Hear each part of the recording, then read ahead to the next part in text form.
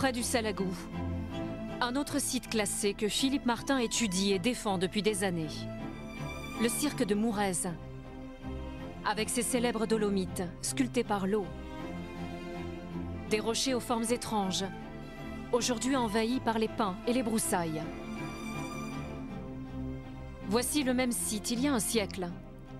Durant ces 30 dernières années, la végétation a colonisé presque tout le territoire.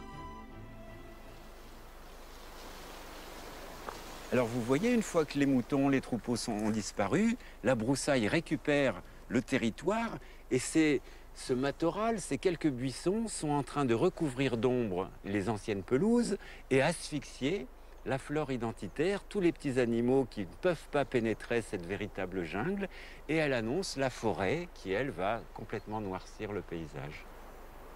Seule la végétation la plus haut perchée a pu échapper aux broussailles et aux pins.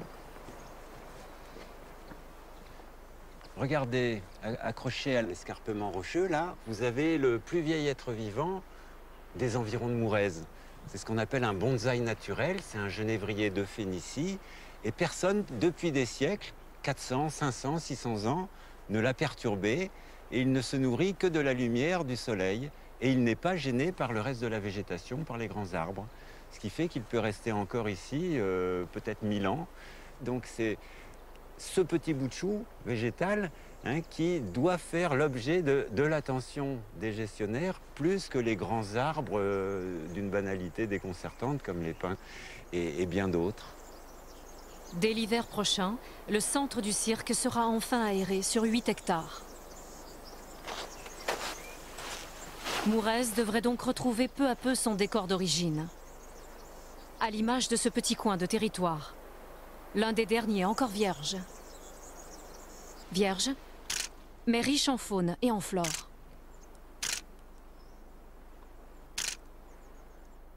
L'identité du site, en fait, c'est une nudité Absolument. totale. On peut dire qu'à Mourez, on doit marcher sur la Lune, et au lac du Salagou, on doit marcher sur la planète Mars, puisqu'il est rouge. Voilà.